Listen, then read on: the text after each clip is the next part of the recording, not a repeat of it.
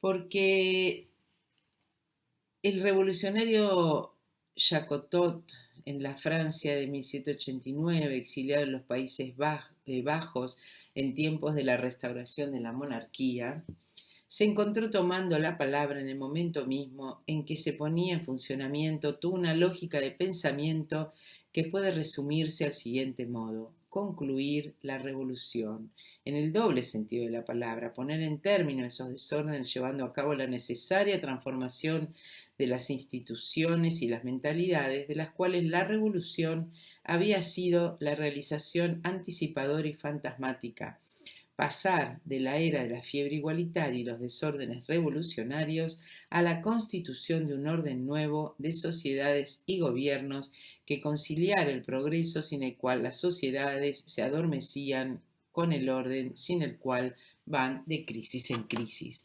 Bueno, esa es la creencia de los docentes, ¿no? Esa es la creencia escolar, esa es la idea sobre la que los maestros van armando, ¿no? Un montón de relaciones cotidianas.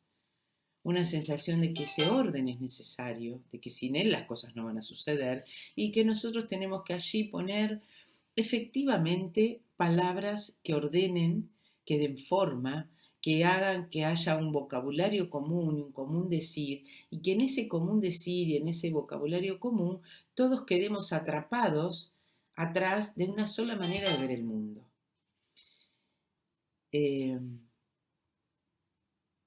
Me parece que el maestro Jacotot, ese maestro que enseñó a los otros en un idioma que no era el suyo, que se encontró dándose cuenta que los otros podían aprender por sí solos, es el maestro que Jacques Rancière nos trae para decir: hay una posibilidad de emancipación intelectual que sucede más allá de nosotros mismos.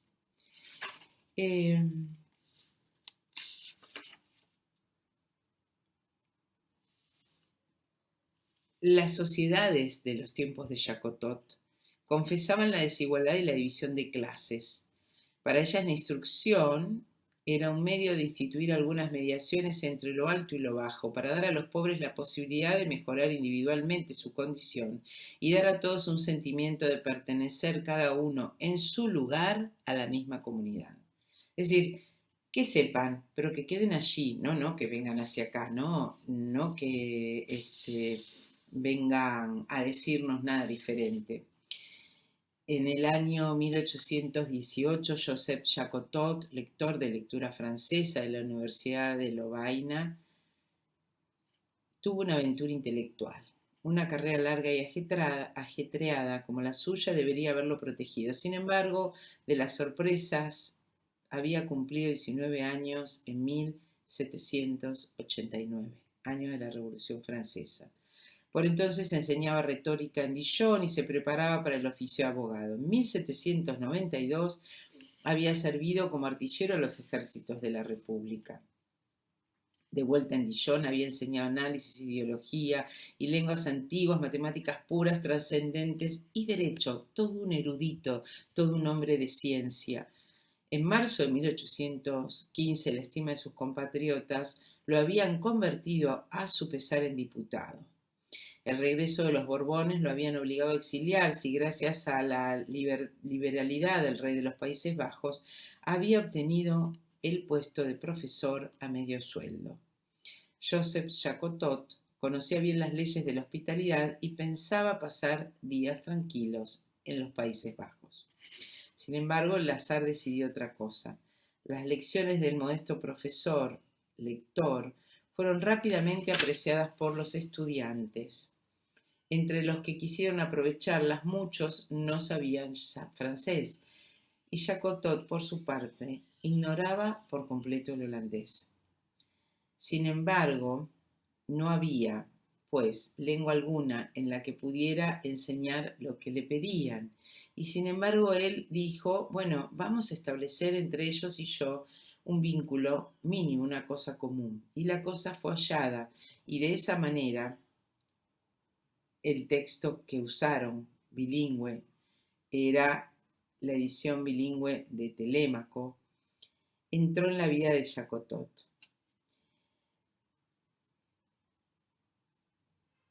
Jacotot, en pocas palabras,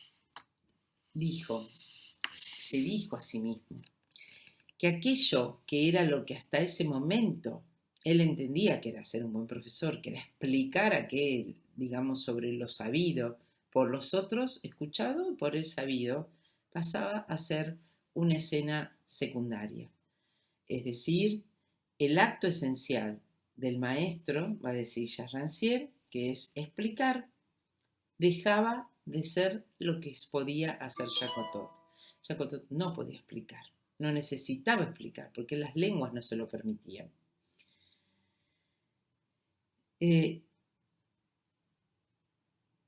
Jacotot entonces entiende que el acto esencial del maestro, que era explicar, que era despejar los elementos simples del conocimiento y hacer que su simplicidad de principio concuerde con la simplicidad de hecho que caracteriza a los jóvenes espíritus, a los espíritus jóvenes ignorantes, pasen a tener otra idea, en la cual enseñar era al mismo tiempo transmitir conocimiento, formar espíritus, conduciéndolos según una progresión ordenada de lo más simple a lo más complejo. De esta manera el alumno se eleva a la apropiación razonada del saber, en la formación del juicio, del gusto, en tan alto como lo requiera su destino social, y está preparado para hacer un uso conveniente de ese saber según su destino. El orden explicador es lo que se le pone en cuestión a Jacotot.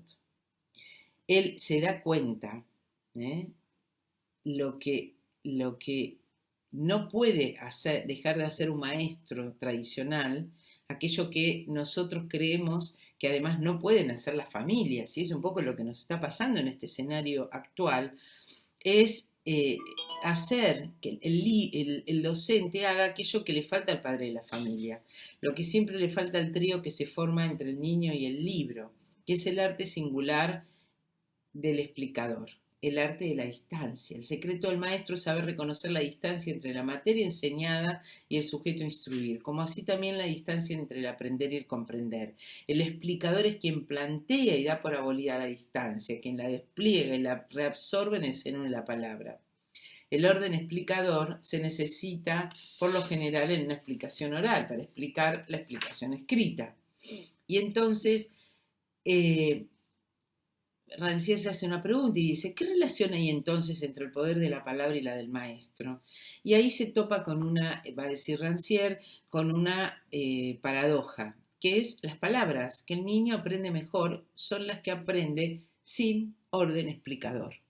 Es decir, no hace falta que le expliquemos todo al otro, que le tratemos al otro como si no pudiera advertir que hay una distancia que la va a atravesar solo y que solamente si nosotros estamos allí para explicarlo todo, las cosas van a suceder. Ahora, fíjense qué interesante, porque este planteo que hace Jacques Rancière se da de bruces con lo que está pasando en este momento, donde los padres dicen, basta de que me hagan a mí ser el explicador, vuelvan los maestros a hacer su tarea o pónganla en pausa porque yo no soy el explicador.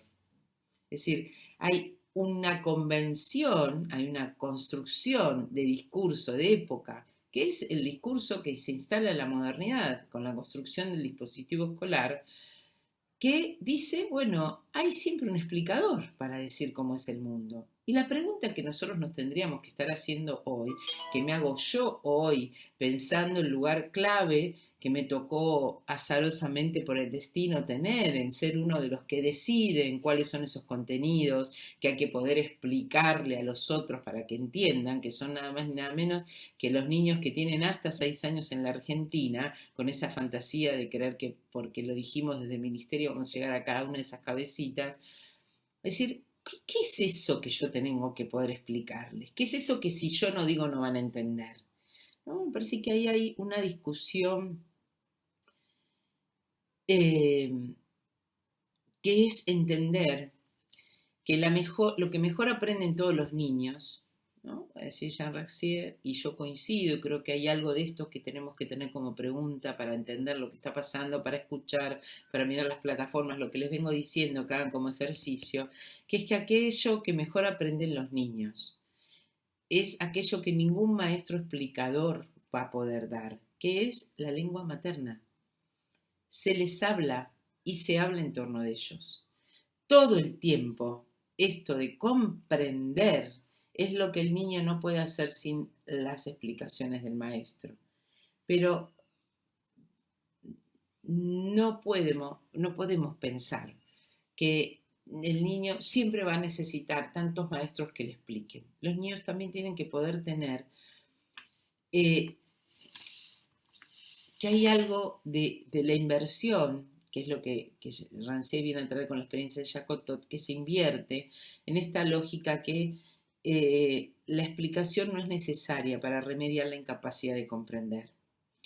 Eh, Hay una cuestión, dice él, que es el truco característico del explicador, que consiste en ese doble gesto inaugural. Decreta el comienzo absoluto y ahora sí empieza a comprender. Y al mismo tiempo arroja el velo de ignorancia sobre todas las cosas a aprender que él mismo se encarga de levantar. Ahora que yo corrí el velo, lo va a entender. Bueno, no es así. No creemos en esa manera de pensar el mundo, no creemos en esa manera de entender este tiempo que nos toca. Y entonces por eso nuestra confianza en lo que ustedes van a estar planteando como posibilidades emancipatorias, ¿no? Como posibilidades de la propia construcción del conocimiento en este contexto que nos toca. Bueno, corto y sigo en otro.